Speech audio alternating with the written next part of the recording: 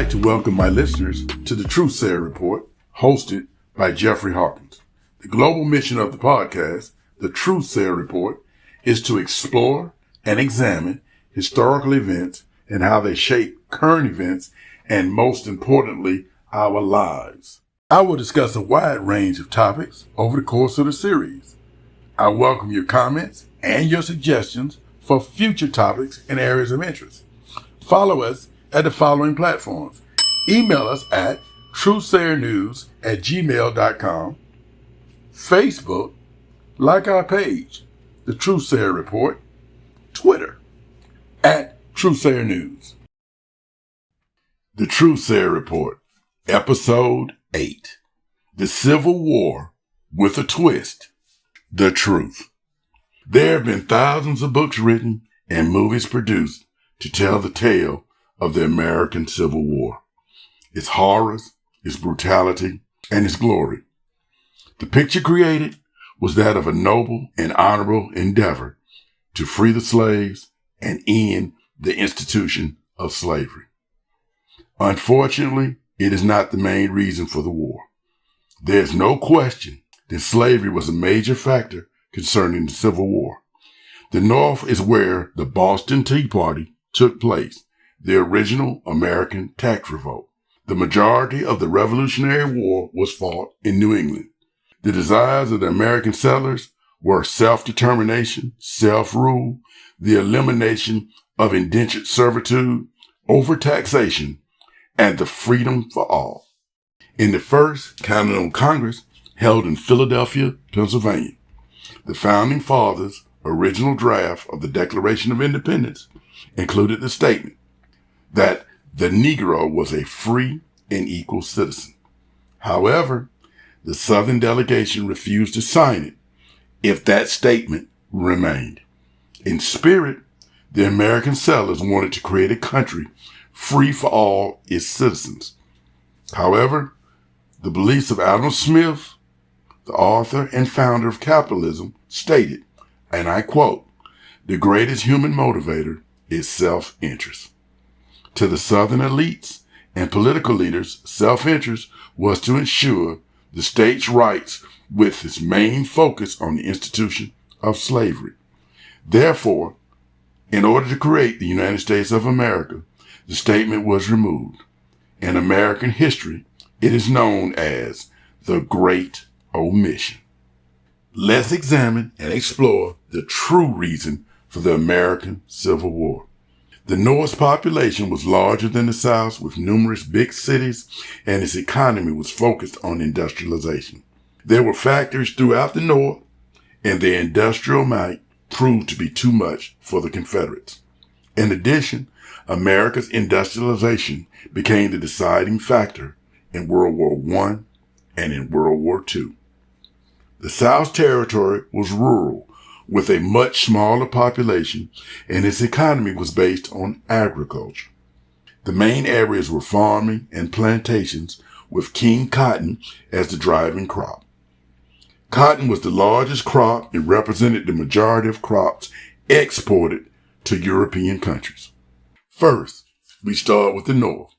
It believed in a national or central government, aka a federal government. A federal government is where the hands of power rest at a national level and rule over the states. An example would be no state can enter into a trade deal or relationship with a foreign country without the approval of the Office of the Secretary of State, i.e., the State Department.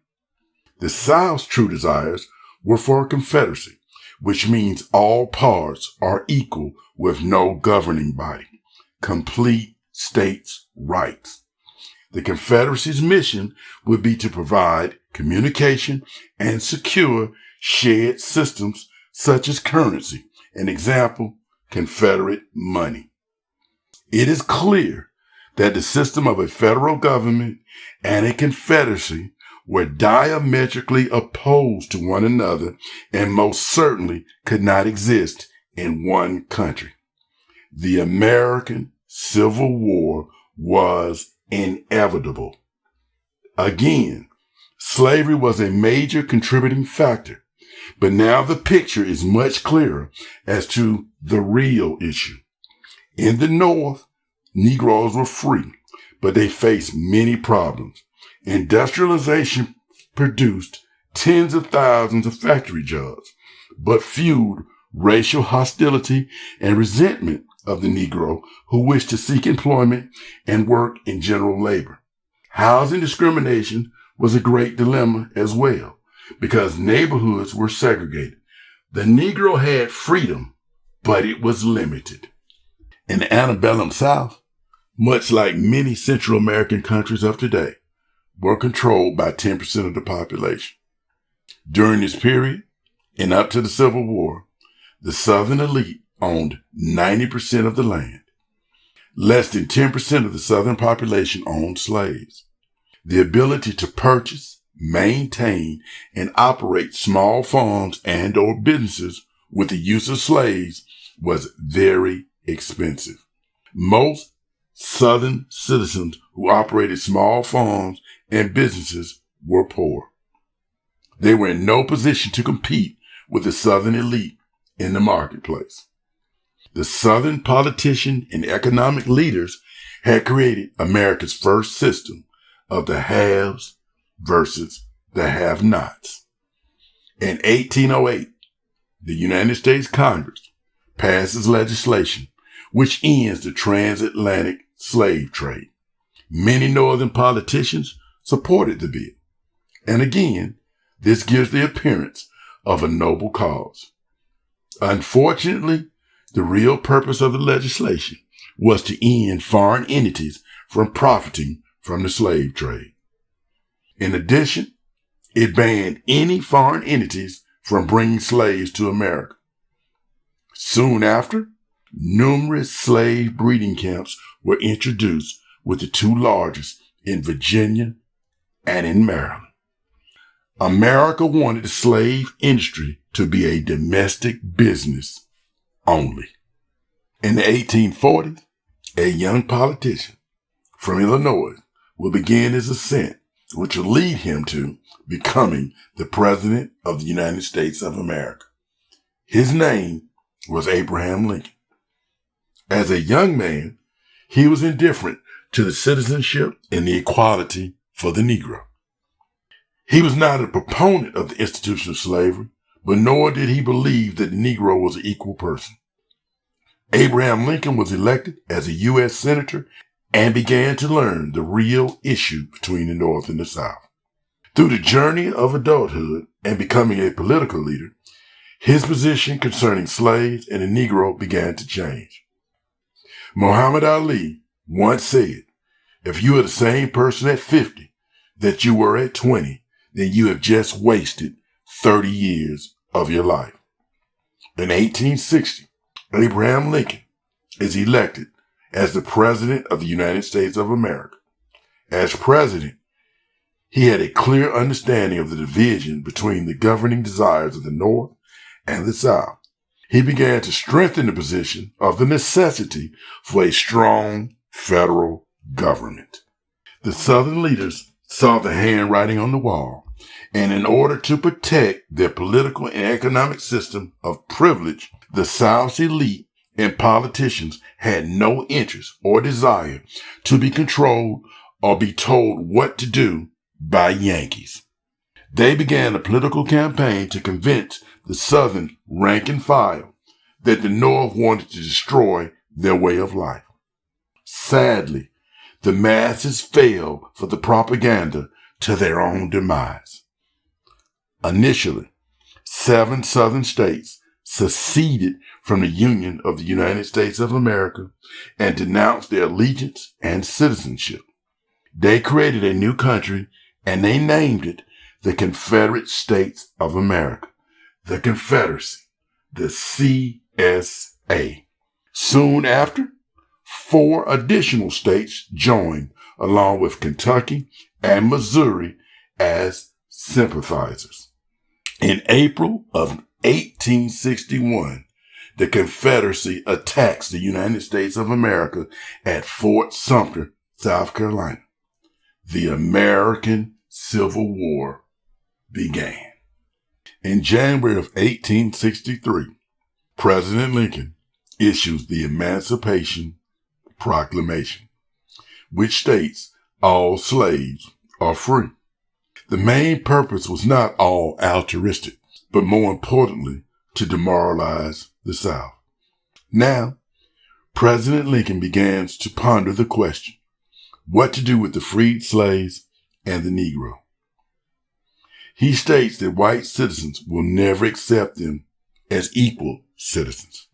Some of his possible solutions are, maybe we can send them back to Africa, even though most are American born.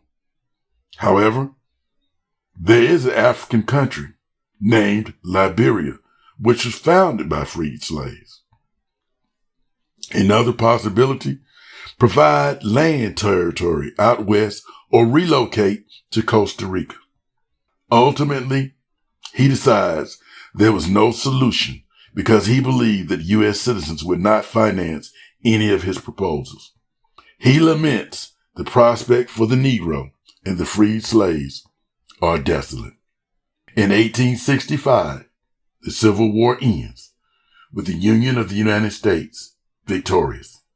The South's desire for a Confederacy are destroyed, and the system of a federal government is cemented as the governing mechanism for the nation. As we've all learned in civics, there are three branches of federal government: the executive branch, the Congress, and the judiciary. For a brief period in United States history, the Negro began to see possibilities for full citizenship during Reconstruction. However, the civil and economic gains of the Negro were quickly dashed. Immediately after the Union's victory, General Sherman, starting in Savannah, Georgia, provides tens of thousands of freed male slaves with 40 acres and a mule to begin their new lives.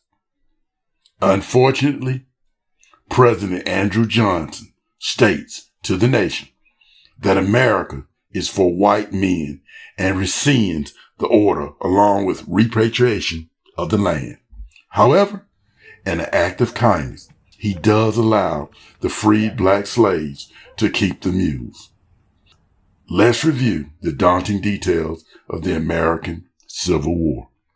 The Confederate States of America, the Confederacy, is the country which is responsible for the most deaths and injuries to United States of America soldiers in this nation's history. Never forget that the citizens of Canada, Central America, and South America are all Americans as well. However, they are not citizens of the United States of America, and neither were the Confederates. In August of 1963, at the March on Washington, Dr. Martin Luther King Jr. addresses the nation with his most famous speech at the Lincoln Memorial, entitled 100 Years After the Emancipation Proclamation, the Negro is still not free.